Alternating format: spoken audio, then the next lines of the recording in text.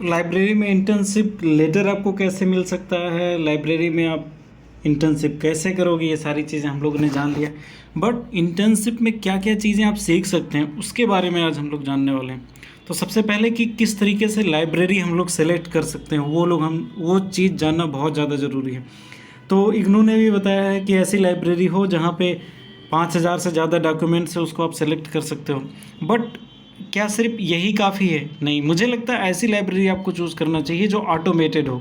Automated in the sense कि वहाँ पे ढेर सारे सॉफ्टवेयर्स यूज़ कर सकते हैं, जहाँ पे ढेर सारे रोबोटिक्स यूज़ हो रहा, कंप्यूटर्स एंड जहाँ पे मानव का मैनुअल काम कम से कम होता हो, उसको बोलते हैं ऑटोमेटेड। मशीन या कंप्यूटर ज़्यादा काम करती हो। तो वहाँ पे कौन कौन सी चीज़ें आपको देखनी है? सबसे पहले जाओ आप जिस लाइब्रेरी में, वहाँ पे आप पता करो कि RFID सॉफ्टवेयर है कि नहीं। RFID का फॉर्म होता है रेडियो फ्रीक्वेंसी आइडेंटिफिकेशन। इसमें क्या होता है कि कोई भी किताब इशू करवाना है, रिटर्न करवाना है, ये सारी चीज़ें बच्चे या स्टूडेंट खुद ही कर सकते हैं या यूज़र खुद ही कर सकते हैं। उसको बोलते हैं RFID टेक्नोलॉजी। और इसमें दूसरा चीज़ है कि उस लाइब्रेरी में कोहा, लिप्सिस ऐसे सॉफ्टवेयर्स हैं कि नहीं, ये हमें पता करना है। दूसरी चीज़, उसमें डिजिटल लाइब्रेरी उन लोगों ने बना रखी है कि नहीं।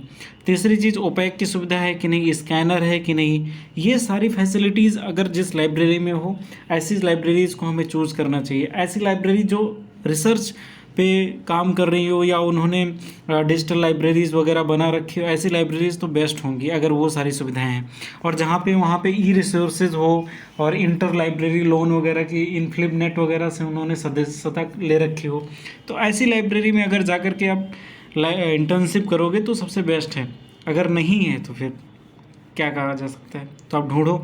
अगर थोड़ा सा आपके घर से दूर हो तो थोड़ा ट्रैवलिंग करके चले जाओ, क्योंकि आप 1 महीने का समय दे रहे हो, तो उसमें अच्छा लाइब्रेरी आप चूज़ करो।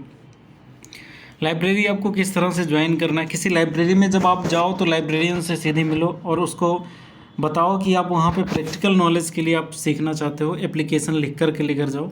दूसरी चीज़, इग्नू का लेटर जो है वो कैसे मिलेगा, वो मैंने वीडियो बना ही दिया है। तो इग्नू का लेटर भी आप लोग को लेकर जाना है। उसके बाद एक रिक्वेस्ट भी आपको करना है। कई बार लाइब्रेरियन बोलते हैं हमारे पास समय नहीं है या हम नहीं सिखा पाएंगे, तो आप बोल दो कि सर हम प्रैक्टिकल नॉलेज के लिए आए हैं। और कई बार लाइब्रेरियन बोलते हैं हमारे पास स्टाफ ही नहीं है जो आपको सिखा सकता है, तो आपको बोलना कोई बात नहीं सर, स्टाफ नहीं है तो मैं उसका काम कर सकता हूँ, ये तो मेरे लिए अच्छी अपॉर्चुनिटी है। अगला, सोर्स पावर। अगर नहीं मान रहा है कोई लाइब्रेरियन और लाइब्रेरी बहुत अच्छी है, तो आप किसी से अपना जुगाड़ लगा सकते हो, उनसे कहलवा सकते हो, या प्रिंसिपल ऑफिस में जा सकते हो, या हेड ऑफ इंस्टीट्यूशन में जा सकते हो, उससे रिक्वेस्ट कर सकते हो। तो ये कुछ तरीके होते हैं आपको लाइब्रेरी में ज्वाइन करने। बट बहुत ज़्यादा गिड़गिड़ाने की ज़रूरत नहीं है। अगर वो नहीं मान रहा तो भाड़ में जाए, दूसरी लाइब्रेरी आप चूज़ करो। इस भारतवर्ष में कई लाइब्रेरीज़ हैं और उससे अच्छी लाइब्रेरीज़ हैं, तो आपको अपना आत्मसम्मान गिरवी रख करके किसी जगह पे काम करने की ज़रूरत नहीं है। तो गिड़गिड़ाना नहीं है उन सब के पास जा कर के। अगर वो मना कर रहा काफ़ी करने के बाद भी, तो जाने दो उसे। अगली चीज़, आपको क्या क्या वहाँ पे लर्न करना है।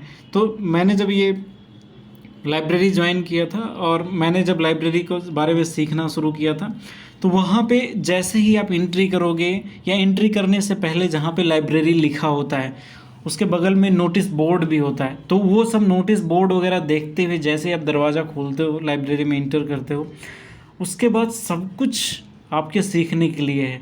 जैसे ही आप इंटर करोगे तुरंत ही वो आपका वो प्रॉपर्टी काउंटर आ जाएगा। वहाँ पे आप चीज़ें सीखोगे, किस तरह से कार्ड वगैरह लोगों को दिया जाता है प्रॉपर्टी काउंटर पे। फिर उसके बाद आईडी कार्ड स्कैन, ये सारी चीज़ें सीखते हुए आप आगे बढ़ते जाते हो।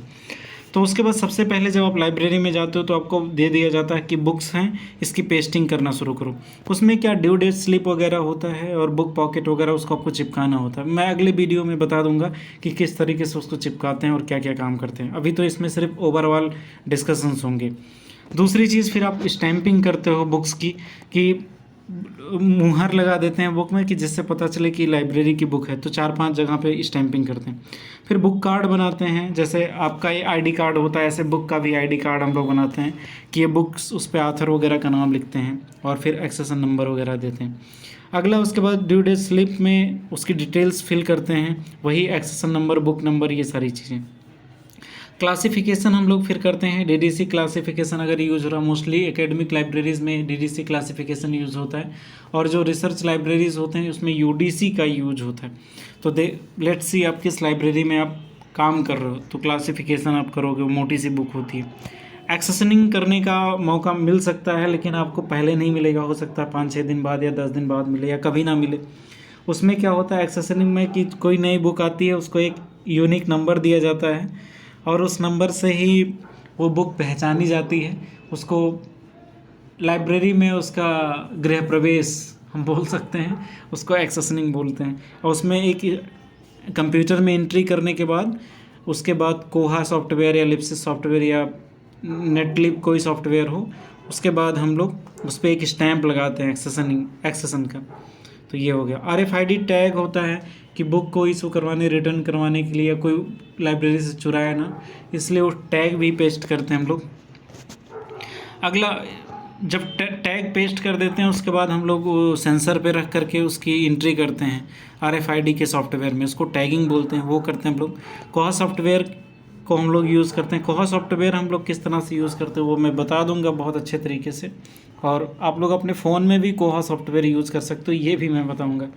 तो जितना भी चीज़ें मैं बोल भी रहा हूँ उसको आप लोग नोट कर सकते हो कहीं पे कॉपी वगैरह में, क्योंकि आप फिर चीज़ें भूल जाते हो। तो जब भी वीडियोस देखो तो कॉपी पेन ले करके देखो। अगला RFID check in, checkout, renew, ये सारी चीज़ें हम लोग RFID सॉफ्टवेयर्स में सीखते हैं। अगला जो पीरियडिकल्स और न्यूज़पेपर्स आते हैं उसको हम लोग उसकी एंट्री से लेकर के प्लेसिंग तक, इसको प्लेसिंग बोलते हैं पीरियडिकल्स और न्यूज़पेपर्स को। अगर इसको हर स्टेप को देखना होगा कि जब न्यूज़पेपर आएगा तो इसकी स्टेपलिंग करेंगे, स्टैंपिंग करेंगे, फिर उसके बाद प्लेसिंग करेंगे। डिस्ट्रीब्यूशन भी होता है कि किस किस जगह पे न्यूज़पेपर सजाएगा, जैसे कुछ न्यूज़पेपर्स आम लोगों के लिए होता है, फिर लाइब्रेरियन के पास जाता है, कुछ स्टाफ रूम में जाता है, इस तरीके से। और जो पीरियडिकल्स आते हैं उसकी एंट्री करनी होती है, उसके बाद फिर उसकी प्लेसिंग वगैरह होती है। स्टॉक वेरिफिकेशन भी करते हैं, ये स्टिक होती है, अगर RFID लगा हुआ है तो उससे करते हैं, या तो फिर मैनुअली करते हैं तो गिनते हैं लिस्ट लेकर के। तो मोस्टली जगह तो इसी से RFID स्टिक से ही हो जाता है। बिलिंग होता है, जितने भी बुक्स आई हैं, पीरियडिकल्स, न्यूज़पेपर्स आई हैं, इन सब चीज़ों का बिलिंग होता है। तो ये भी एक प्रोसेस होता है। जब आप एक्सेसनिंग कर रहे होते हो तो बिल्स की डिटेल्स भी उसमें भरी जाती हैं। अगला बुक सेल्विंग होती है कि जो बुक्स तैयार हो गई हैं उसको अब सेल्स में रखना है, वो सर्कुलेशन का एक पार्ट होता है। फिर उसके बाद ओपैक, यहाँ पे सर्च करने के लिए कुछ भी बुक्स वगैरह के बारे में तो उसका यूज किया जाता है कि बुक्स कहाँ पे रखी हुई हैं, किस सारी चीज़ें में। मोस्टली लाइब्रेरी अटेंडेंट्स बता देते हैं ओपैक के बारे में, वो सारी बुक्स कहाँ पे रखी हुई। कुछ जगहों पे RFID टैग्स नहीं होते, वहाँ पे बारकोड निर्माण किए जाते हैं, तो बारकोड बना करके उसको प्रिंट किया जाता है, फिर वो सब भी आप सीखते हो। और फिर बारकोड रीडर का यूज़ आप करना सीखते हो। फिर एक्विजिशन आप लोग सीखते हो कि किस तरीके से कोई बाहरी बुक्स हो गई तो उसको हम मंगाते हैं। तो ये मोस्टली मोटी मोटी चीज़ें मैंने कोशिश की है कि सारी चीज़ें इसमें शामिल करूं, बट उसमें सीखने के लिए और बहुत कुछ होता है, इसमें सारा कुछ शामिल नहीं किया जा सकता। मैं वो भी दिखा देता हूं कि SOP में क्या क्या शामिल किया गया है। जैसे यहाँ पे देखो, ऑपरेशंस में जब आप सीखोगे तो उसमें acquisition, accessioning, classification, cataloguing, E resource management, stock verification, ये सारी चीज़ें सीखोगे आप। सर्विसेज में reference service, circulation service, ILL, CAS, SDI, ये सब सीखोगे।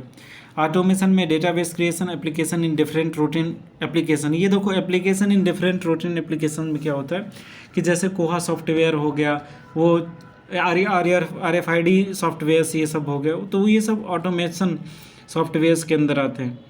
रोबोटिक्स भी होता है, बट इंडिया में शायद ही कोई लाइब्रेरी है जो रोबोट्स का यूज़ करती है। वो साउथ इंडिया का एक लाइब्रेरी है, उन लोगों ने कुछ एक्सपेरिमेंट किया था बेंगलुरु में, बट वो भी पूरा 100% रोबोटिक्स नहीं है, उसमें भी अभी वो बच्चे लेवल का रोबोटिक्स है। एडमिनिस्ट्रेशन में करते हैं writing notes, letter, organising events, तो मोस्टली कम ही ये सब होता है ऑर्गेनाइजिंग इवेंट्स वगैरह, बट आप पूछ सकते हो वहाँ पे। पब्लिकेशन वर्क अगर कोई लाइब्रेरी करती है तो उसको आप सर्च कर सकते हो। तो ये इतनी सारी चीज़ें जिस लाइब्रेरी में होती हैं वैसे ही आपको लाइब्रेरी चूज़ करनी चाहिए। इन्होंने बता दिया है, ये SOP बाकी आप पढ़ सकते हो। सो मैंने कोशिश किया ये सारी चीज़ें शामिल हो जाएं, और बाकी ये वर्कबुक भी आपको बनाना होगा। सो आप ये सारी चीज़ें उसमें सीख सकते हो। So thank you very much.